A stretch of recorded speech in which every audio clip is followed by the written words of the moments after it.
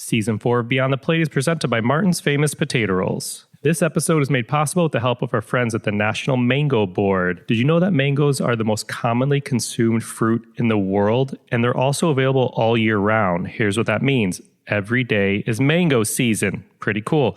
We have 6 different varieties here in the U.S. And something else, everybody, as we all discover all the different varieties and versatility of mangoes, it's actually no surprise that chefs have taken note to this too. You see them on all different kinds of cuisines menus, from sweet to savory. So they're a great complement to many dishes. Case in point, they're actually on the very menu of the restaurant that this upcoming conversation took place in. Anyhow, I always love mangoes, as you may know if you've heard this before, but here's what I'm loving them in right now. I get these mango and sticky rice spring rolls. I don't get them regularly. They're a treat. I get them at the store. Starts with a T, ends with an S, has a Raider Joe in the middle. Check them out. They're one of their highest selling items at this store. Delicious. But here's something else pretty cool. The mango industry empowers farmers in regions all around the world who for multiple generations have been growing mangoes. Anyhow, there's endless ways to enjoy them. So if you need a little mango inspiration or want to learn more about the National Mango Board, check out mango.org, or you can follow them on social media at Mango Board. National Mango Board, we thank you. It's become kind of part of our bit, is like not just putting something so simple and clean. And, you know, when you go to restaurants and have like a beautiful plate of food that's just like, it's well executed. There's nothing you can say negative about it, but you don't walk away like really remembering anything. You're not like, wow, how did they think to do that? I think like more of my bit is to celebrate like fun flavors that I like come across by reading about things around the world and such. Just one unexpected thing that kind of balances it in a way that you wouldn't really think of.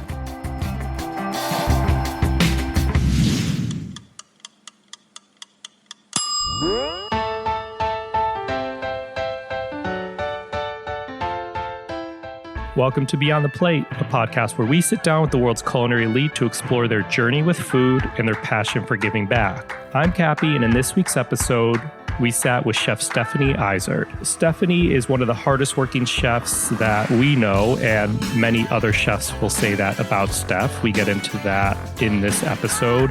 She was actually born in Chicago, but moved out to the East Coast in Connecticut with her family when she was very young and found her way back to Chicago.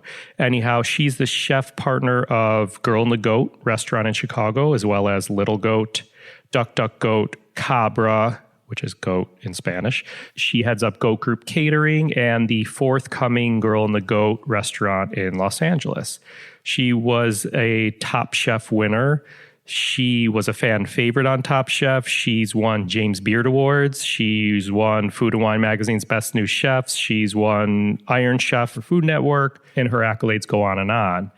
She gives back with her staff. She does a lot of work with Share a Strength, Don't Get Hungry. She's one of these chefs that when you go to these walk-around events, she's actually there most of the time behind her table, talking to people and interacting. Anyhow, I'm going to stop here. This is a great and exciting conversation, so please enjoy it as we go beyond the plate with Chef Stephanie Izard. All right, so you're busy, chefs are busy, and I want to say like it's widely known in the industry that you're one of like the harder, chefs are hardworking, I get it, but I feel like it's widely known that you're truly one of the hardest working chefs. I've heard that from other chefs, from media people. So like with that, like right now, someone's probably trying to make a reservation at Girl and the Goat because it's booked out so far. Little Goat's probably pretty busy right now with breakfast. Someone's going into work because they ate dinner at Duck Duck Goat last night and they're like, I need to go back to try everything I didn't try. We're sitting at Cabra, your newest Peruvian-inspired restaurant. People are prepping. You're in the middle of opening LA, but you're here. Thank you. Thanks for stressing me out with all of that. Well, I was going to say, my question, do you feel like you need to be somewhere else always? I do. I just was thinking, a lot of people actually make that comment to me. I actually had a chef, and it was really nice. I was doing a dinner, a charity dinner, and he said, that he was in conversation with another chef, and they were actually talking about the fact that I work really hard and work all the time, which is nice to know that they're not talking negatively about you, and maybe there was other parts of the conversation they didn't clue me in on. But I don't know, lately I think because I also have a son and I want to make sure I'm, enjoying life, I keep thinking to myself, I'm like, is that really the legacy that I want? Like, oh wow, I worked harder than anyone else for my entire life and now I'm so tired. So I think now it's trying to really set up everybody that works with me. I have amazing people that work with me everywhere. I mean, there's 5 sous chefs at each one of the restaurants. There's 5 managers at each one of the restaurants. Justin, who you've met before, is sort of a floating sous chef. I have a sous chef that's at the United Center just working on the taco project. There's great people all over the place, and I think it's important now that I'm getting older. I mean, I am. I kind of forget that now I'm like sort of, when I had chefs that I looked up to or that I worked for, I'm like that old now. I need to get everybody to be able to really do what they need to do and run the restaurants the way that they need to be run. So then when LA opens, everything will be smooth back here in Chicago. And also, so, at some point I can not be the hardest working chef in the industry anymore. I can just I can still work hard, but I don't have to. I was cooking on the line at DuckDuckGo on Saturday, and I was totally fine doing it. I like cooking on the line, but it hurts my body now, My wrist is actually all messed up from sauteing. So I just need to try to figure out, I think part of it is just that maybe I don't have things structured well enough, and so I have to be the hardest working. Do you still restructure? Is that a constant thing to be more efficient? Yeah, I think it's, the powers that be in Boca Land, Boca's the restaurant group I work for, of course, they keep talking about layers, like layers in an onion. Like I need to have better layers that work in my little goat world to make sure that everything's supported. And I don't know, they think I should be out gallivanting around and skipping around town and just having a jolly old time while all these layers are taking care of things, I guess, which is never going to be how I am. But yeah, it's really hard, I think, when you're growing. And I remember talking to some chefs when I was opening my second restaurant, saying that opening number 2 was really hard. And then once you got to 3 and 4, it actually just got easier and easier. I've heard that. And for a minute, I kind of got it because I thought, all right, well, if you can't be everywhere, then you kind of don't need to be anywhere, is one way you could look at it. Yeah. If I can't be a DuckDuckGoat, the people at Little Goat could think I'm there and I could just be, out shopping. But I don't like shopping. Yeah. So, yeah, this is interesting. I usually end. I haven't done it in a while because people take it one way or the other, I feel like. But the legacy, I often end with a legacy question. Like, what do you want your legacy to be? But you actually brought that up as a response to one of the first questions. So if you don't want, let's start with I was trying to just shorten the whole interview. All right, done. Let's finish. So what would you want your legacy to be? Like, if it's not, Stephanie was the hardest working chef, which, is a good thing at the end of the day. But what would you want people to know you as for? I don't know. I think I'm still trying to figure that out, which is, I guess, maybe why I'm not 100% ready not to be here all the time. I feel like I still don't quite understand myself as a chef, or maybe I always am looking at other chefs and comparing myself and thinking, not looking at the successes that I have, but maybe looking at the things that I am not successful at and feel like more important that I need to fill those holes instead of just continuing to work on the things that I'm good at. I don't know. This is going to be like a deep thoughts thing for me. I'm going to walk away from this chat and really feel like you've helped me mentally. The first one I did with Rachel, she thought it was going to be what's your favorite color? And we walked away. She's like, Jesus Christ, Cappy, that was like therapy. I feel like her favorite color is red. No, that's interesting. That's interesting. But I feel like that's a good way to look at it. I asked Thomas Keller about perfection. He's like, well, if something's perfect, what else do you have to do? He's like, we're always striving for. Right. He's much closer to perfection than anybody else. It depends, I suppose. Yeah. Okay. So along the legacy front, if I were to ask a sous chef, we could take Justin or any of them, 3 words that they would use to describe you. What 3 words do you think they would use? I almost grabbed this. I know. Gentleman. I feel like we should ask Justin what he thinks of me. I'm kind of curious what other people think of me, actually. I feel like lately, because Justin! I could text him to come over here. I feel like lately, because I've been so stressed with everything that's going on, I hope that a new word for me isn't grumpy. But I feel like it kind of could be. They probably would say hardworking too, just because I'm always around. I don't know. I hope they say I'm fun because I used to be at one point. Back in the day when I had one restaurant. Yeah. I remember my CDC here, Jeremy, when he was still at Little Goat, I can't remember the exact verbiage he used, but he complimented once. We were working on a special or something, and he said something like, he like put something in. I was like, oh, all it needs is this. And it was like this one little ingredient addition it needed. It pulled it all together. It was kind of just and he was like, I want to get in your brain sometime and understand like how you just can think of the perfect thing that is going to make it work. And I just remember that moment that was like the nicest thing any of my sous chefs had ever said to me, that he kind of saw my style and kind of understood it a little bit and appreciated it. So yeah, that's cool. And hi, Justin. Hi. Do you mind if I put you on the spot? He's asking me if he was to ask one of my sous chefs like 3 words to describe me, what words they would be. And I said, well, lately I've been really stressed, so I'm hoping it's not just grumpy. But I couldn't think of how you guys would describe me. If we were having a drink at a bar and I said, what 3 words would you use to describe Steph? What would you say? It's an adjective, dancing. Dancing? Okay, good. And 2 more. That's funny. I'm just trying to think of all the fun things. So it's like, at least he's thinking of the fun side. Do you think that would fun be one of the 3 words to describe me? Or it used to be? No, it still is. How about like if I said, give me 1 word to describe Steph in the kitchen without getting fired? I'm just kidding. It's hard, right? In the kitchen, I know. You're like, I don't know. She's just there. Yeah, always there. Oh, that's there. good. That's good. That's good. I like it. All right. You're off the hook. You're off the hook. Dancing, fun, and always there. Dancing, fun, and always there. She's so fun. She's always there dancing. Let's turn it into a sentence. Justin's a pretty good dancer, too. He used to travel around with me to do different events around the country. And there's always these chef after parties and things like that. And he has some sweet dance moves he used to bust out. Amazing. Dances, you guys. Thanks, dude. Yeah, Thank you. Good to see you. See you too. All right. You grew up in Connecticut? Yeah, I was born in Chicago, but grew up in Connecticut. You were?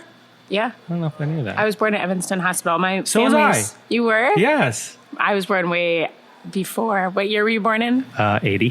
Okay, 1976, Evanston Hospital. There's a great hot dog stand right there. Not that we would have gone when we were like a week old, but anyway. It's called Mustard's Last Stand. And oh, nice. It's delicious. I mean, my relatives still live in Evanston and like all different parts of Winnetka, things like that in the suburbs. My mom grew up in the North Shore. My dad grew up in the city. And so my whole family's from Chicago. And then my dad got transferred. He was working for the Tribune and got transferred to New York for some reason. On my first birthday, we moved to Connecticut. And then he changed jobs. We never moved back. Huh. I did not know that. Yep. So I'm a Chicagoan. I just kind of left for a while and came back when I was 21. What did he do for the Tribune? He was in marketing and ad sales. My grandfather was the president of the Chicago Tribune, but this was like, my dad had the job kind of separate from that. I don't know, and it just happened to be working there too. Interesting. But yeah, a whole Tribune, a whole Chicago family. Yeah, I love it. How would you describe like your house as a kid, like growing up? I'm like now, it's actually not that messy. I was just going to say messy, but I've been very like overly hyper-focused on cleaning up Ernie's puzzles and such. Only to have him destroy them Right. again. Next playtime. Our house growing up, like how it looks or just how it was my sister and I, we had, lots of fun stuff everywhere, very creative. I just picture, we had one of those plastic horses that's kind of got the little, you can't buy them anymore because I'm sure they were very dangerous. It's like a fake horse that's on this little stand and you can sit on it and ride this fake horse thing. But we would take our giant bean bags and put it on top of it and pretend that we were like Little House on the Prairie wagon. Things like that. We were always very creatively playing and setting up sort of imaginative things all over the house. Yeah. We played restaurant all the time too. Really? Yeah, we would. Ella and Leo are playing with this plastic food truck they have right now. Oh, that's awesome. I just keep putting them in front of that. No, I'm just kidding. We never had, I guess we might have had a little fake kitchen set, but we would actually, when we were probably when I was 8 maybe and my sister was 10, we would each have a friend over, and 2 of us would be the restaurateurs and 2 of us would be the guests. Oh my gosh. And if you were the restaurateur, we actually wrote designed menus, but the only thing you could really get was like the chicken cordon bleu that we put in the toaster oven from the freezer. We didn't actually go, my mom didn't let us just go in the kitchen and do a whole bunch of cooking, but. So you just like had a one item restaurant and like perfected But it. we would set it up. Like we would go use my mom's silver and set up a whole thing. Why were you into it? Like how I did have this? no idea. It was so bizarre. Was anyone in the family like in the industry? No. We used to go out to dinner a lot. I mean, my parents took my sister and I, every Friday night we went to this one Italian restaurant, or maybe that was like on Saturdays. And then there was a pizza place we went to regularly, and then this restaurant Gates, I remember that's still open, I think in New Canaan in Connecticut, where there was this black bean soup that my mom was obsessed with. I remember she asked for the recipe and they gave her one that made like 22 quarts, like as our recipes are. And she was like, whoa, black bean soup for the next month. But yeah, we went out to, I think as kids, we went out to eat a lot more than maybe other kids did at the time. I feel like it's become much more normal for people to go out to dinner all the time. I don't know. So if it's like 5 or 6 p.m., like dinner time at your house, where is like 10-year-old Stephanie? Like, is someone yelling to come to the dinner table or what's going on? It kind of depended on the day. Well, my sister and I were swimmers, so we'd be just getting back from swim practice. And my mom would be cooking, and she had to actually put a lock on the cupboard because I was really hungry because I was a swimmer. So I would always hide in there, eat snacks while she was cooking dinner. And so eventually they put a lock on it so we couldn't hide in the cupboard eating. That's funny. But sometimes I would be over cooking with my mom. She said I also, when I was really young, would just stick my hands over and just grab spoonfuls or like a handful of butter and just start eating it while she was cooking, which really explains Girl and the Goat at least, and Duck, Duck, Goat a lot. And then I think I was probably hovering around my mom in the kitchen because I remember I was in charge of getting everybody to come down for dinner, my sister and my dad, and she wanted me to go upstairs. But instead, like I can scream really loud. I'm not going to do it right now, but I just would scream, dinner, at the top of my lungs. And I can still hear her voice being like, I could have done that myself, boo. She called me boo. Yeah, and just setting the table. And I think I was most often helping my mom. And at some point, there was like the tables turned a little bit, and my sister and I started doing a lot more of the cooking while my mom just kind of like hung out. Oh, really? Yeah. So did you help her? Or you just like, how old were you when you started doing that? I mean, I think probably it was like when I was like 8 or 9 is when we started helping more and more. Like my mom did mushu pork, was one of the ones I remember being really hands-on. She had her friend, Mrs. Cole, come over. They would make mandarin pancakes. We still use that recipe at Duck, Duck, Goat for the mandarin pancakes. And my sister and I would be pulling the tiger lily buds in half and like cleaning all these dried mushrooms, helping with that. There's like certain dinners that I remember us having really often or regularly that I remember what my part of making it was. I remember like standing over the sink and cleaning shrimp and all sorts of things. I guess it was probably more so being my mom's sous chef, I guess, for a while. And then when we got a little bit older, we kind of took over. So when you were teaching the cooks at Duck, Duck, Goat to make those pancakes, are you like, don't fuck it up? No, I thought to myself, I can't believe my mom did this. Is that crazy? Dinner. Yeah. They're kind of a pain in the butt. Huh. But I think her and her friend just stood around and drank wine and like, you know, you're not stressed. They're making like a dozen or 2 dozen of them, whereas like we're making 300 of them a day. Yeah. You know, it's kind of different. Were you a picky eater, or it sounds like you ate different things? I wasn't a picky eater. I definitely, before, when I was smaller, I remember sometimes I would just sit there. I don't know why I didn't have a huge appetite when I was like really little. And I remember sitting at the table and my mom being like, you're not leaving until you finish that plate. But then it starts to get cold and you just have this big plate of cold food in front of you. And it was a whole bit. Whereas my sister would scarf down her plate in like 5 seconds. And now, you know, the tables have definitely turned. Like my sister's a much lighter eater. And I'm just like, yeah, I don't know. I was a little bit shy and a little bit reserved and like not a huge eater and stuff when I was really little. And then it kind of all, I don't think that the way that I am now is definitely reflective of how I was when I was little. Yeah. Is there anything that you don't care for that we may be surprised to know, like today? I can't really think of anything that I truly don't like. I don't like little fish with bones in them. I'm not going to eat smelt. I just don't like. I remember going to a restaurant and a chef friend like sent out, they're like, oh, we sent you the smelt that we just got in. And I was like, thanks. I didn't know what to do. There's like 50 of them in a basket fried. And so I was like trying to find ways to partially eat some of them and hide them around the table so nobody would notice I didn't eat them. There's like a smelt under the table, like next to the gum. Oh, that would be a good idea. Thank you. Next time you're with me. Tiny bones I don't like. And then I had it for a while. I didn't like hominy just because I have always been obsessed with chickpeas. When I was younger, I just would buy a can of chickpeas, open it up, and just sit there and eat it out of the can as a snack.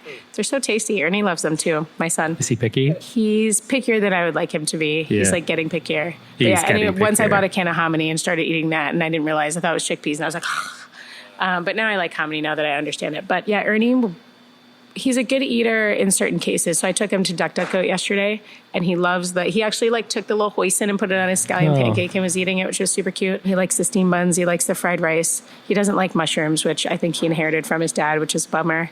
Because I love mushrooms. Maybe he'll get there later. And he'll eat at Little Goat. He eats the pancakes. He eats the only sausage he'll eat is Little Goat sausage, and he'll declare that. He won't eat maple sausage anywhere else.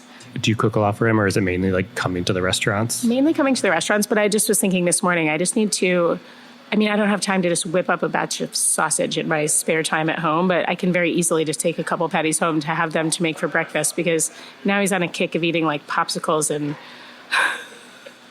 that's it. I was like, Ernie, you need more, I was trying to explain to him that he needs more like fuel for his brain than like a sugar-free popsicle for breakfast. I like freak out at that right now. Ours are younger than Ernie, but Ella eats. Like, she eats. And Leo eats, but like 50% of it, like, he chews it and spits it out and chews it and spits it out. Like, he'll try everything. I'm like, dude, you need to eat. But I also need to realize I need to settle down because he'll eat eventually. I think it's like important.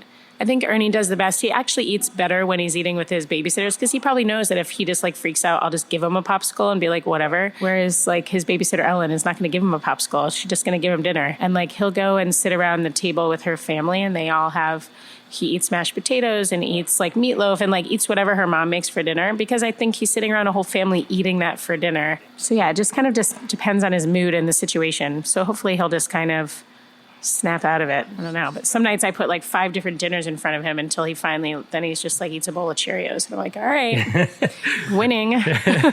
What was your first real job in the food world? I worked at the Olive Garden.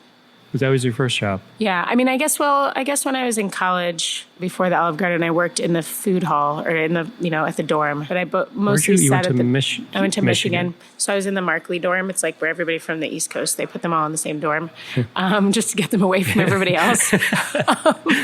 And I was like stationed at the door to stop people from taking things out of like the food hall. I'm like, I'm not going to tell a football player he can't take whatever he wants. I don't care. Of course, people can take apples. Like, I didn't care. And then on the weekends, I would be back in the kitchen there, which I just remember wearing like a little hairnet over my hair and like just replenishing some of the food. And I thought it was really fun to like be replenishing the buffet and things like that.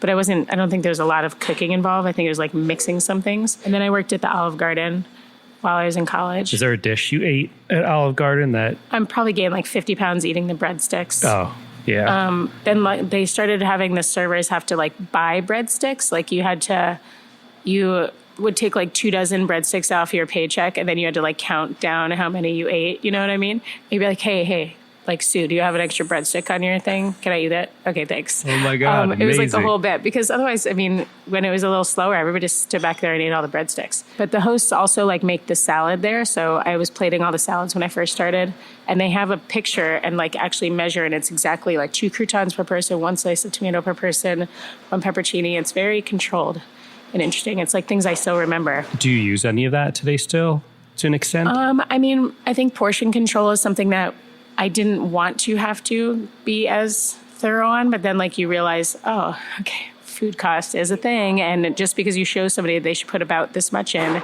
doesn't mean they're going to. So we definitely have gotten much tighter on actually measuring things. You'll see our cooks like pull out things in little portion bags or use portion size scoops on the line. And it kind of takes a little bit of, you feel like it takes a little artistry out of it, but at the same time, trying to have consistent product. I was at Girl and the Goat expediting on like 2 nights ago. It was super busy for like this 1 hour of time. I thought I was going to like lose my mind. I'm like holding a stack of 50 tickets in my hand. All this craziness is happening. It was just one of those kind of nights. And this one station in particular was just super busy. And I could tell that this one dish, our goat satays, just weren't looking as nice as they did during tasting, because they were putting up like 25 of them.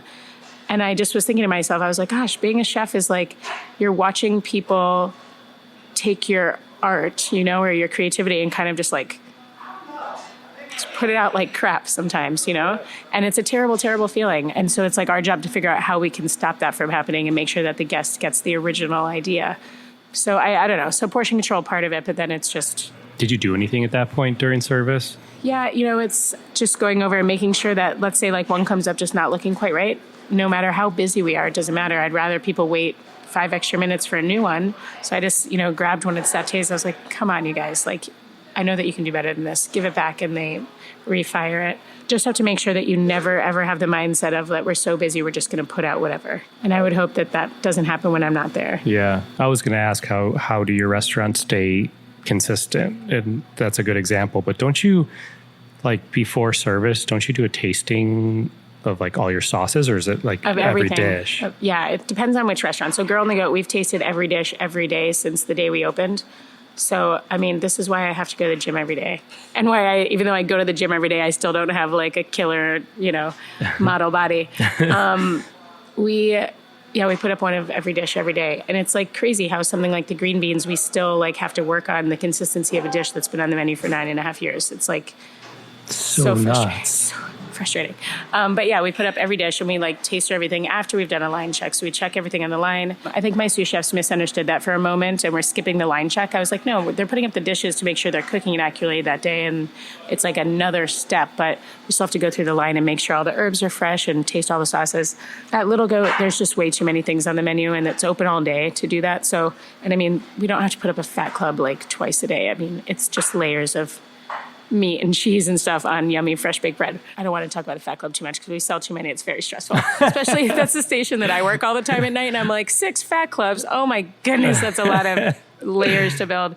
But we put up a handful of dishes in the morning and a handful of dishes in the afternoon there. Cabra and DuckDuckGo, we both have the same system where we have like a tasting sheet. And we highlight things that we must taste every day and dishes that we're going to taste that day. We put notes. And if there's a dish that's been constantly a problem, like here, there's choclo, which is just a side dish of this like big corn, it's like corn, but it's not sweet at all. And it's our simplest dish. It's just choclo, a little bit of cheese, lime juice.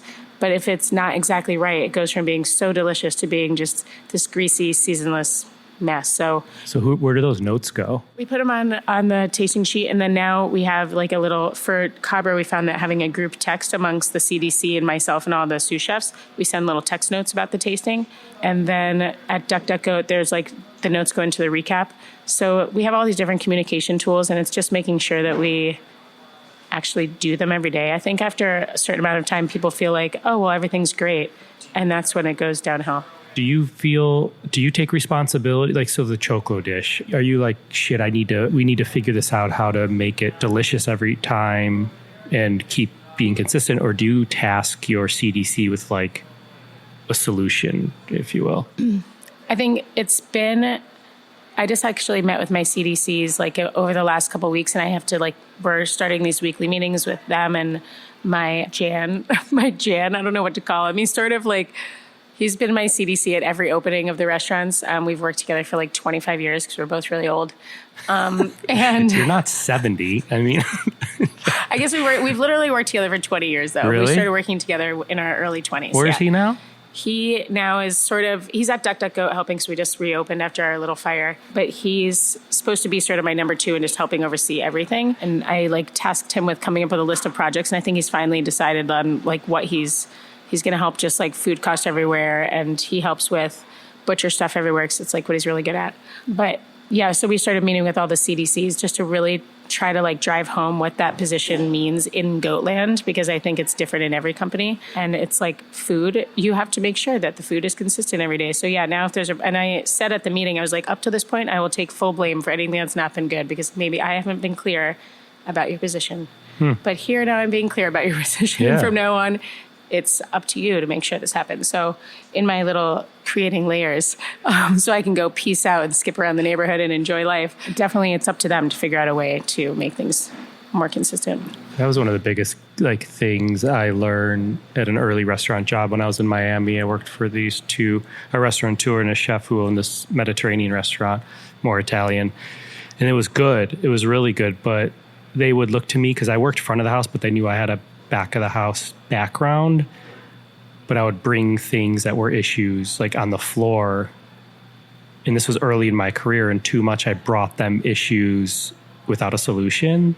And I was like, hey, this Parmesan cheese vessel that we're using isn't great, or this little boat that we're pouring the broth in tableside isn't great. And they're like, I love what you're bringing to us, but I want you to bring us a solution, which I feel like I still use to this day.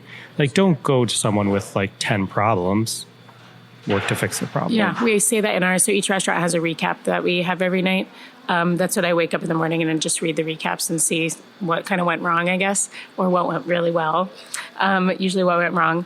And definitely have now said, I'm like, don't just put like issues that happened. Like say, so-and-so, this cook wasn't doing this really well. So tomorrow we're going to sit down with them, give them an encouraging conversation and teach them this. Just put the idea for a solution right there. And then I can just comment on the idea and kind of follow through. But yeah, bringing up problems without solutions is not management. That's just complaining, really. Yeah. So you mentioned Boca, your restaurants are part of Boca Restaurant Group, which has a lot of restaurants in the city, but Girl and the Goat was one of the early ones. So I'm sure there's like positives and negatives of that. So I'm curious what's hard about being part of like a biggest restaurant group for you. And also on the flip side, like what's great about that? I think for a long time, I was kind of pushing back against it and didn't want to be part of a restaurant group. And Rob and Kevin would totally agree with me. And I think they did not like me as much during that period of time. They're like, what did we do?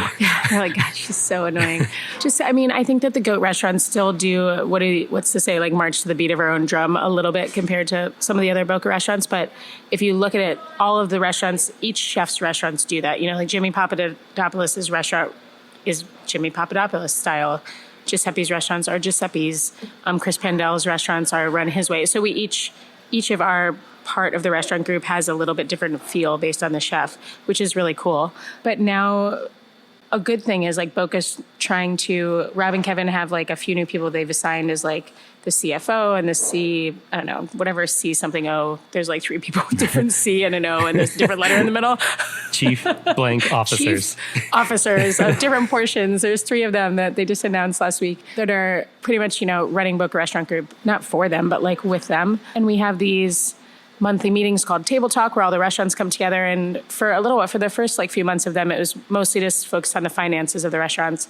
And amongst the chefs, we were talking to the CO people of what we really wanted to get out of these meetings. And just last week, we had a meeting where Gene Cato from Momotaro got up and he actually started talking about how they control their food costs because they've been having a really great food cost. And for a restaurant that serves a lot of fish like that, it's very impressive, their food cost. I jokingly was like, well, it's just really expensive. But when they actually broke down the menu and I was looking, it's not overpriced. It's, it's priced accordingly to what it should be. But there's just some really smart dishes on the menu. There's a bowl of rice that has a lot of the pieces of fish that are left over, like beautifully put on there with some fun garnishes over the top. So the guest is going to have this delicious bowl of rice with yummy fish on top, not realize that they're really eating fish scraps and saving the food costs. And his like 20-minute spiel about their food costs and all the different practices that they do was like the most useful like 20 minutes I've spent in a meeting in a long time. And I left there, I was like taking notes and I left all energized and came back. I was like, you guys. And I went in the cooler at Little Goat and I was like, look at those Low Stroud scraps. And we made this special for this weekend using all these yummy Low Stroud scraps. That's super cool. Yeah, it was really useful. I was like, thank you. Like, that's what I wanted to get out of those meetings. I want to know what awesome practices are being done in the other Boca restaurants that apply to me. So sometimes there might be things that happen at Momotaro that I can't possibly, it doesn't apply to what happens at Little Goat, but that applies everywhere. So I think that the CO chief people are really taking a lot of pride in trying to make Boca Restaurant Group just better as a whole and sort of be able to lean on each other and work as a really great restaurant group. So that's making it a huge positive. I don't know. I mean, negatives, it's like sometimes people maybe don't want to work. They're like, I don't want to work for a large restaurant group.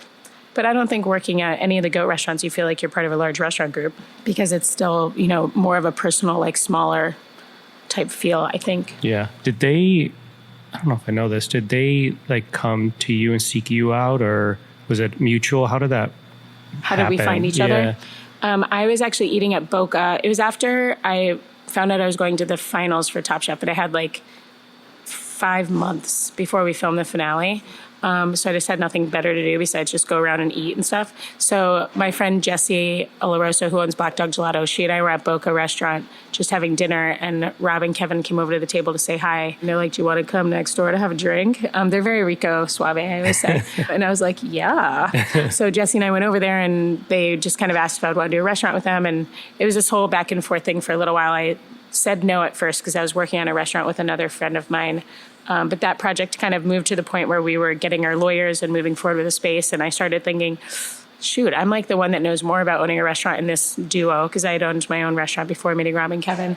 And I thought, I think it was like the best decision. I have one of those weird quick things that clicked. I was like, I need to be with people that actually know more about being a restaurateur than I do. Smart. So I can just do my piece of it. And so, yeah, I like ended that and just went back to Rob and Kevin. I was like, yeah, let's do it. That's cool. Very cool. In terms of like you taking risks or risks in the kitchen, how important do you think it is to take risks? I feel like now with me and in my restaurants, it's become kind of part of our bit, is like not just putting something so simple and clean. And, you know, when you go to restaurants and have like a beautiful plate of food that's just like, it's well executed, there's nothing you can say negative about it, but you don't walk away like really remembering anything. You're not like, wow, how did they think to do that? And there's nothing wrong with that. Like I probably can't execute some things as well as like many chefs that just have beautiful flavored food.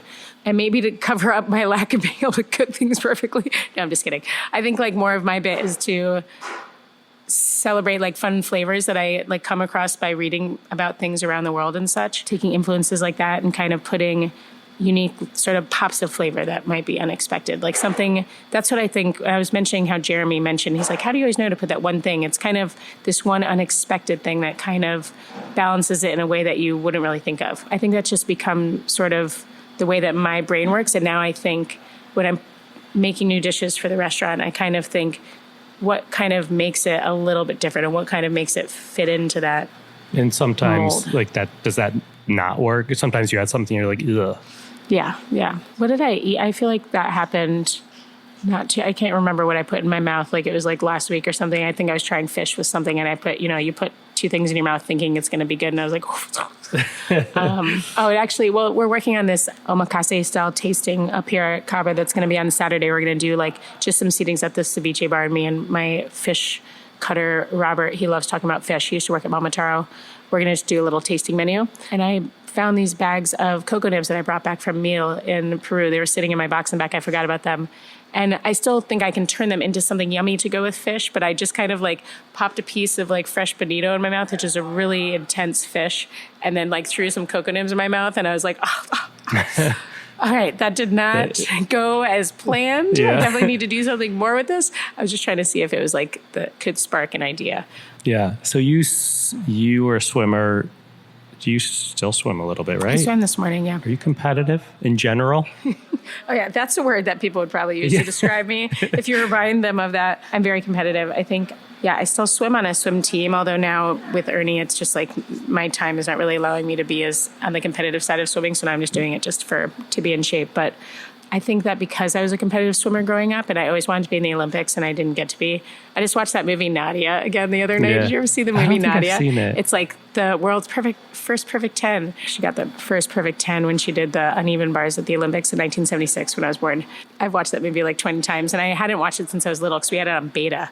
But I was like at home the other night for some odd reason. I was like, I'm going to look and see if I can find Nadia on Netflix, which of course I found it, or I think I had to buy it, I don't know, for like $2.99. And I watched it and I was like crying at the end because when she gets the perfect 10, because I just like have this whole thing where I just always wished I could be in the Olympics or like at the end of Pitch Perfect when they have that whole like, and it's just like, so it comes together. It's just so amazing. And I like get very emotional when people like do their best at things and like totally crush it. And I think that's just my competitive side. So I either want to be a competitive, like in the Olympics for swimming, or just like a performer of singing and win some sort of singing competition, I guess. But that makes me want to be good at this because this is what I do. Okay. So competition. 4+ crazy busy restaurants. I'm not going to go, well, maybe I'll go through some of your accolades. There's like a ton, but James Beard Awards, Food and Wine Best New Chef Award, Top Chef winner, Iron Chef winner. Did you ever want to give up? Yeah, and I'm very sad they're not doing Iron Chef battles anymore. I'm sad and happy at the same time. Sad because it was kind of cool, but happy because it was extremely stressful. And I remember at one of the last battles we did, I think it was like a tuna. It was either the tuna or the beef battle, but the beef one was really cool. It made this yummy beef ribeye ice cream that was delicious. Interesting. And I just did it for an event, and I was like, this really is delicious. I don't know if it can go on a menu though. It's like a strange dessert. But I just remember after the time ended, I leaned over it. I was down and I started crying a little bit because one, I thought we lost, which we didn't. I never lost a battle. But just to make sure you know that. I have a follow-up question. But I was like, I don't want to do this anymore. I don't want to be an Iron Chef anymore. Because you just feel like as the Iron Chef, you're supposed to win, And that's why I remember when I went on Iron Chef, not as an Iron Chef when I was younger, it was me and my team, and we went against Michael Simon. So it was really awesome to beat him later in life. But we lost. And I remember coming back, I was so upset. I was like, I'm not promoting I was on it. I'm so embarrassed. And Jan, who sometimes he's this nice little grumpy voice of reason. He's like, that's why it's called Iron Chef, not Iron Challenger. I was like, okay. So you don't sound competitive. Okay. So these competition shows, do you get nervous going into them, or do you kind of know, they're competition shows, you're like, I need to freaking win this. Do you know you're going to kick ass? Or, you know what I mean? Do you go into Iron Chef and you're like, let's go. Yeah. No. What about Top Chef? So did you think you were going to get kicked off early, or was it a surprise every week you won? Every time that I won, and I remember Lisa, who was on my season, there was this one episode, and I remember, I think I was in the top 3 for this one, but it was at the police academy, which I now live a block away from, but at the time I had no idea what the police academy in Chicago was. I didn't know where we were, but we went there and we had to make lunch for them, and I made this soup. And not that many people chose it to eat for lunch because who's going to pick the soup? But it was tasty. It had all the layers of flavor and this and that. And I was we're in the van on the way back to judges table, and I was I'm going to go home. My soup is terrible. And Lisa's will you shut up? She's it was delicious. I tasted it. You always say this and then you always win. Just shut up. And I was oh, ouch. Do you think it's really bad, or is that your mechanism? I know people who it's not fishing for compliment. Well, you know what I mean? Some people say that because they want you to tell them that it's good. Some people are I'm just going to go with the bad or the negative. So if it is positive, I'll be surprised. But did you really think it was bad? No, I really think it is. Yeah. It's when people, they're does this look terrible? And you're no, that looks awesome. You know what I mean? They just wanted you to say that. Right. So it's not that. You're no, this soup sucked. You thought it sucked. It's just, I doubt myself a lot. But yeah, going into, Top Chef for sure, every time, I just tried to make things that weren't gross so I wouldn't get sent home. But I was very surprised by the outcome. I'm all over the place. So if you doubt yourself and you're putting a new dish on the menu, how do you put a new dish on the menu if you're doubting it? Or by the time you put it on, are you okay, I feel good about it? It's kind of, it's so silly. So a girl on the go, if I'm putting a new dish on, I'll put it together. I'll taste it with my sous chefs. Now I'm actually comfortable enough with some of them that I want them to give comments and we'll talk about it. But I have to get very comfortable. If they say something negative, I don't get upset. Well, it depends, unless I think it's really good. And I'm and then I let it sink in. And I'm they're right. We should do something like that. But then once it even gets to the point, and this always happens in a day. I don't spend a week working on a dish. I really should spend more time on these things. But I just kind of come in with an idea. We throw it together. We put it on, and it just throws everybody for a loop for a few days. But I'll put it in front of the servers, and I'll just walk over. I'm all right, guys, here's, I don't know, here's the new walleye set. This is Friday. There's some squash. Here's these 3 sauces. And then I just walk away because I don't want to hear their comments. Because I'm that. And then I'm Cody, find out if they liked it or not. That's really funny. It's so ridiculous. After 10 years of having Girl on the Good open, that I'm that self-conscious. That's so funny. It's silly. What would you say is your biggest failure or hardest thing you've had to do in the industry? I'm in the industry, good. I don't know. People always say that it's a cop-out answer to be well, you just learn from your failures, so nothing's a failure. My first restaurant was fine. I sold it after a few years because I felt I was failing at running a restaurant at such a young age, and I didn't really know what the heck I was doing. But if I hadn't done that, then I wouldn't have got on Top Chef, and then everything wouldn't have happened. So it's hard to be upset about that or anything. Who made you go on Top Chef? They They called the restaurant. I was at Scylla, and I used to answer the phones in the morning and like firm reservations and stuff. So I answered the phone, and they were like, "Hey, this is Top Chef. Do you want to come in on Saturday?" And I had actually just sold my restaurant to Takashi. Like I had just gotten to the point where he was going to buy it. We were like doing all the paperwork, all this fun legal mumbo jumbo. And I was like, well, I got to work on Saturday. And they're like, did you just hear what we said? Like, just come down and have this interview. So I was like, fine. So I went down and did the interview. And then these two people from the Magical Elves, those are the producers, they came and hung out, and like we all went out to a bar together and had this really fun night. I had to pretend that they were like friends from LA, and it was just super fun. And I was like, oh, that was fun. Sure. Yeah, I don't know. It just kind of like seemed like it could be an interesting thing to do, I guess. And I just sold my restaurant. I wasn't going to have anything better to do. So that's interesting. Yeah, it was just, if the timing hadn't been just as it was, then I wouldn't have done it. I live right around the corner from that spot, and it would have been nice to be there. But I guess we wouldn't have had all of these new spots potentially. So is there a chef out there right now, maybe in Chicago or anywhere, that you like admire or have your eye on and say to yourself, like, wow, I really love their style, or I love what they're doing? I mean, I think there's lots of people in different ways. I think like Jason Vincent does like, I like how he's very casual, but not casual at the same time, like kind of in a way that I am. But he always has like some fun, crunchy thing to put on his dishes. And I love that too. Like we actually have this puffed rice that's on all of our menus now, but I learned it from him. I was at a Monteverde dinner and he puffed this black rice and I was like, what temperature did you do that at? I love this. And so we turned it into like furikake, and like we use it on all sorts of stuff. Like, thank you, Jason, for that one. I'm always looking for like a new crunchy, because I like things crunchy. I think it's like each time there's so many different chefs that have like, I'll enjoy their food like in general, but like one maybe like thing from them that like, like when I go to Haisu for dinner, I mean, there's just like a joint love of fish sauce, you know, like you can like drink a bottle of it when you go there for dinner, which is my favorite thing ever. By the way, so you did the recipe for Cook Tracks, and you did the pancake tasty kimchi. The tasty, eggy, yummy thingy. And you did the fish sauce. And it wound up being this like long bit where we like digressed into fish sauce, and I had these elaborate conversations with the producers like, this is great information. Do we keep all this fish sauce talk in or edit it and maybe move it to like a bonus? And like, because you just went off into like fish sauce land, and I was like, I love this, but someone may be standing there like waiting for the next step. Right. They're like, anyway, too much fish sauce. It was really funny. You can't have too much fish sauce though. It's a whole bit. So the crunchy thing, So I have you to thank for my wife. Every time we eat something that doesn't have a crunch, she like looks at me. She's like, it needs a crunch on top. I'm like, thanks, Steph. Well, you can just come and I'm trying to work on these crunchy toppings for my sauce and spice line where it's just, I basically have to like build my own factory to puff rice. Oh, that's funny. It's very hard to like turn something into a bottle format that you make in a restaurant. I mean, especially like some of our crunchy toppings, but it's basically like these crunchy spice mixes that we make that are so delicious. I just want to figure out a way to share them with the world so that Katie doesn't get mad. You just grab it out of the cupboard and put it on top, and everybody's happy.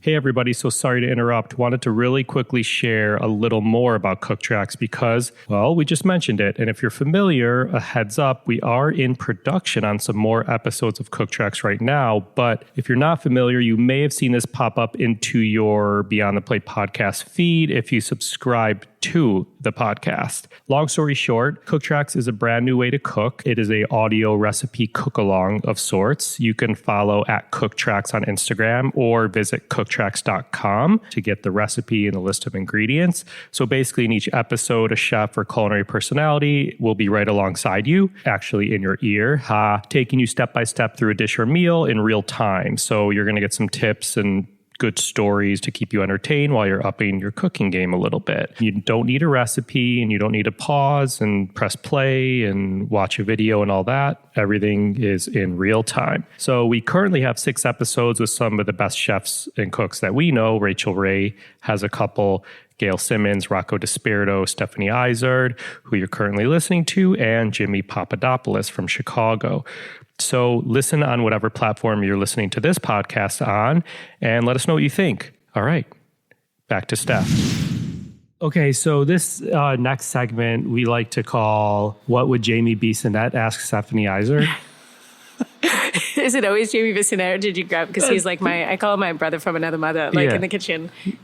We just are calling this segment that for this episode. And Jamie asks, how did you become such a pro at beer chugging?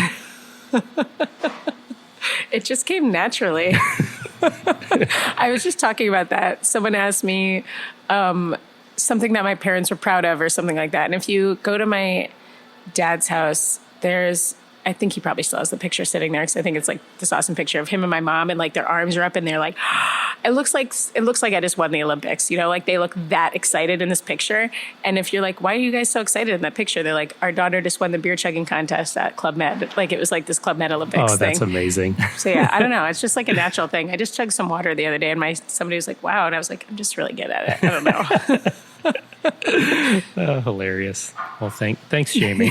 For those of you who don't know, Jamie's a great chef with restaurants in Boston and New York, and like Dubai, and in like Thailand. Yeah, craziness. Super cool. Okay, so next part: social impact, giving back, stuff like that. I think you know this, maybe not, but one of the parts I love about this podcast is how chefs give back. Because I always say, you guys, people, if other than my mom who listens to this podcast probably hear this all the time, that I always say chefs can do a different event for charity every night of the week, like truly. So why do you think chefs focus on, like, or have focused on that, on giving back or supporting causes? I think, for us, it's not that hard, and we can make a big impact. And we can help raise a lot of money by just cooking some food and just going and talking to people. So it's been made very easy by those walk-around events, which I didn't really realize that Share a Strength had kind of launched those, that they had started those events that we've all been to. I've never actually, I think I've only gone to one as a guest, where you walk around and you get little samplings of food and like talk to all the chefs, and it's super fun party type of thing. For us, those aren't, at least for me with my restaurants, and I can just have other people prep the food. It's not that big of a deal. I'm like, hey guys, I need 600 pieces of that for Friday. Cool, thanks. They're like, Stephanie, it's Thursday. Thanks a lot. And I'm like, oh, whoops, sorry. So I could be more organized about it. But I know back in the day when I had Scylla and I started getting asked to do these things, I didn't really understand the whole world yet. And I would say yes to every single one, because it was also a really good way to get my name out there. And I think that that's sort of like the duo thing. It's like when events ask us to do their events, they always give some sort of thing. They're like, this many people are going to be there and going to see this, and try to tempt you by that. So I think there ends up being like a dual purpose where you're like, oh, that's great for my restaurants, but now I also get to give back. And now I think that I understand it all a little bit more, and I've sort of learned more. Now I want to like understand where the money's going and like sort of see like what impact it's making and understand the charitable side of it more. And it's less about, I don't think Girl and the Goat's going to necessarily get a huge impact of new reservations after I do an event. That's not why I'm doing it anymore. It's more like, oh, I can really help with Share a Strength. No Kid Hungry is a great organization that myself and many chefs are like super proud to be part of. And it's also a really well-organized organization. So yeah, I don't know. Long story is short is it's just really a great thing that we can give back by just doing what we do normally. I remember you and I had that whole long conversation because I wanted to start my own organization, and I still, have this side of me where that would be amazing. I would love to be able to help, and I each day have these different ideas of things and would love to be able to help kids more and things like that. But I think for now, just making sure that I partner up with organizations that are doing truly great things, which there are tons of them, and you can't say yes to every single one. You just can't be everywhere. So I think just picking organizations that you can really get behind and trying to make a big impact with one or two or three or four or five organizations, instead of, saying yes to like 50 of them. So how do you choose? You mentioned No Kid Hungry, which is mentioned a lot from chefs. They recently had their Taste of the Nation event here, which you were at behind your table, handing out your dumplings. Shengjiang which were incredible. And there were a lot of chefs there, but also a lot of chefs had their sous chef or a line cook there dishing out the food. And I'm not taking anything away from those chefs because they have a life and everyone has a life, but you were there. Like, arguably or not arguably, you're one of the top chefs in the city, and you were standing behind that table giving that away. So how do you choose? Like, did Share a Strength find you, or are you interested in what they do, or how do you choose which events you do? Yeah, it's interesting. That one it was on my calendar, and I knew it was coming up, but my team, they're like, well, you don't have to be there. I'm like, of course I'm going to be there. Like, it's for share strength. Like, this is, of course I'm going to be there. Like, I wouldn't have had it any other way. I wouldn't have not been standing at my table unless for some reason, something came up, like I had to go do something with Ernie, or like I had to go to, do some thing in another city or something. And there's sometimes with some smaller organizations, I guess, just because I don't know enough about them, if I just can't be there, I'm not there. But I try not to say yes to charitable events that I can't personally be at.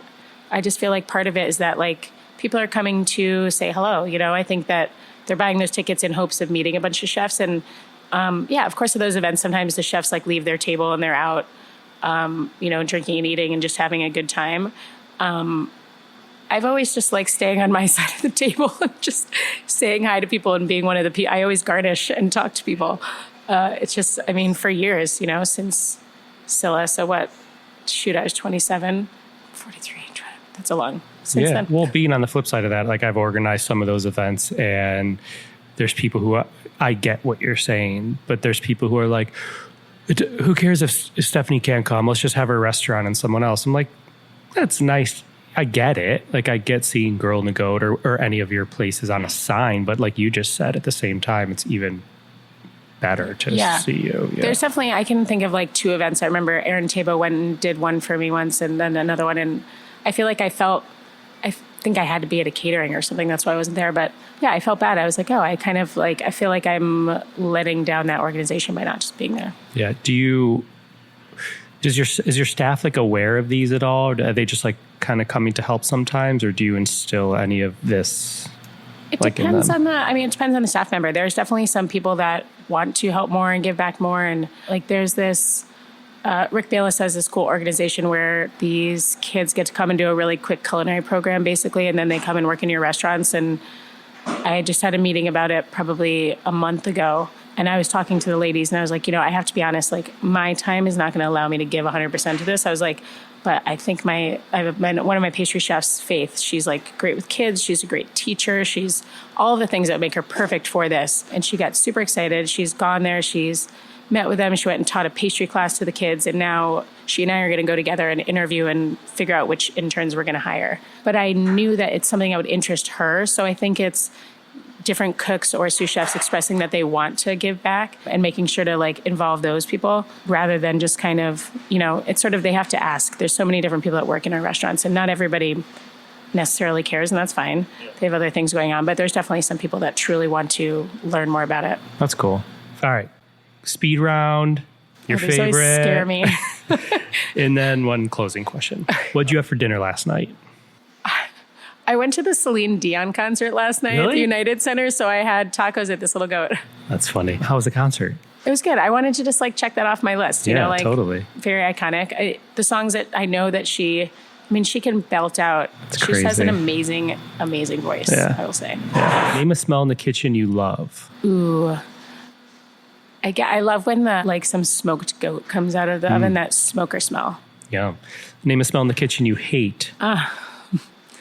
I guess on the other side of that, when the meat's not smoked, just walking into the restaurant on like raw goat or raw pig head arrival day, and you can walk down in the kitchen and you're like, raw meat day. Yeah. Can't wait till that's cooked. What pisses you off in the kitchen? That's such a long list of things. Give me 7. Yeah. I'm just kidding. Not being clean. Yeah. Yeah. What makes you happy? When I see someone cleaning. There you go. If you were not a chef, what would you be? Ooh, I still probably would love to be a scuba instructor. Nice. Yeah. Do you scuba? I used to scuba when I had more free time. Yeah. I love it. I love when you see like a sea turtle just chilling underwater, you're like, oh my God, that looks so awesome. That's I love cool. you. If you could have any chef cook for you, who would it be? I think, and you mentioned his name before, and so maybe he's just on top of my mind, but Jose Andres is just somebody who's so remarkable and like all of his giving back that just having him cook for me, but then also just like, he would talk for probably like 6 hours. Totally. And I would learn so much. Yeah. I tried to, when we had him for the season finale of season 1, I tried to say like, I only need 30 or 45 minutes, even though I like an hour. And they're like, we'll schedule you for 45. And I was in his office for 2.5 hours. I'm sure. Well, at the James Beard Awards, when he like had a speech that I was like, okay, that's long, but everybody's like, totally. couldn't not pay attention. Very captivating. All right. In closing, there's a 19-year-old culinary or hospitality school student somewhere right now that wants to be the next Stephanie Izard. Maybe at CIA, maybe at Johnson & Wales, maybe at California Culinary Academy, maybe at Art Institute of Scottsdale or wherever. What advice would you give to them? Take your time. I actually have a kid on my staff that said to me, he said, I want to be a famous chef or whatever, or a celebrity chef. I'm like, what's that word that people use to describe people sometimes? And I was like, all right, how about we first... Did he say that? Yeah. Okay. And I almost like freaked out at the text. I was like, what? And I was like, let's talk when I see you. Is he a line cook or was... He's a cook here. Okay. He's really awesome. And he could get there, but I was like, why don't we focus on making you a really good cook first? Then you become a really good sous chef. Then you become a really good chef. And if you happen to like be this small percentage that gets this like interesting opportunity, then you can try to be a celebrity chef. But you have to take your time. I just had that happen. One of my cooks who's a little older than 19, but in his early 20s at Little Goat, he's like, I want to be a sous chef. I was like, okay. But let's do it at more of a turtle pace, and you can like soak up so many things along the way. So I think just not rush. I think I did rush, and maybe so I set a bad example. I was like made myself a chef at 27, but I still look back and wish that I had cooked for more people, because I would, like today I'm gonna work on this octopus terrine. I've never made an octopus terrine. I just haven't. I never worked for anybody that did it, because up until 27, I just didn't work for anybody that made an octopus terrine, and then I only worked for myself. And I never wanted to make one until today, because we have some extra octopus around. So I think it's take your time and work for chefs that you admire. Don't just take jobs because you want a certain amount of money or because it's close to your house, or take jobs that are very for specific reasons, and just learn from people that you really want to learn from. Yeah. Amazing. Thank you for my therapy session. That was great. You're welcome. I feel ready to tackle my day. This was great. I think I probably said this to you once before, but it still holds true because I still tell it to people when they ask, who's exciting right now in Chicago? And I don't mean this negatively, but Girl on the Goat's been, how long? 9 years? We'll be 10 in July. We'll be 10 years in July. And like, I don't want to say like it shouldn't be exciting because it's almost 10 years, but you've done a really good job at keeping it exciting and all of your restaurants. And everyone's like, why? And I was like, and we talked about this, because you take risks. You don't just execute to be safe. I think you push the limits, like with like yourself and your cooks and the people dining in your establishments. And 100% of the people aren't going to love 100% of your dishes, but they're going to remember them. They're going to be exciting and they may want to try more. So as I said, I think I mentioned this to you before, but thanks for keeping Chicago food exciting. Oh, thank you. A short quote on picking a business partner before the opening of one of her early restaurants, Girl on the Go. Quote, I need to be with people that know more about being a restaurateur than I do. End quote. Thought that was really important because I remember when I worked in a restaurant in Los Angeles, the executive chef there always said he needs to surround himself by people that are just as good or better than him. Anyhow, thanks again to Chef Stephanie Izard. Find more on her at stephanieizard.com. Find me and keep up to date with this podcast across all social media platforms at On Cappy's Plate, or go to beyondtheplatepodcast.com. Beyond the Plate is on Twitter at BT Plate Podcast and Facebook. This episode is made possible with the help of our friends at Martin's Famous Potato Rolls. Martin's was founded in the heart of Pennsylvania Dutch country in 1955, and they are the #1 branded hamburger bun in America. As I always like to say, they can make almost any burger taste better. What am I loving these days about Martin's? Something that I talked about on an earlier season, the inside out grilled cheese. Take one of their rolls, flip it inside out, butter, or here's a tip, use mayo on the cut halves, and then put those cut halves side down in a skillet and put the cheese on there. Really, really good. Anyhow, here's what I also love about Martin's. Their mission encompasses more than just baking great bread and buns and rolls. They believe in giving back to their community, and they do it in a big way. Through volunteering time and donating resources, they support literally hundreds of charitable organizations, such as food banks, after-school programs, disaster relief efforts, and others that provide sustenance and comfort to people in need, close to their baking facilities and abroad. So to learn more about Martin's, visit their website at potatorolls.com or follow them on social media at Potato Rolls. Martins, we thank you. This episode was produced by myself along with Ian Cohen, Joel Yeaton, and Shant Petrosian. A thank you to Tom Osborne. Our music has been composed by Goldford. As always, a special shout out to my wife, Katie. Please rate, review, and or subscribe to this podcast on your listening site of choice. Join us next week for Just the Plate when Stephanie Izard breaks down her version of one of Peru's most traditional dishes, the lomo saltado. Thank you for listening to Beyond the Plate. I'm Cappy, and remember, there are never too many cooks in the kitchen.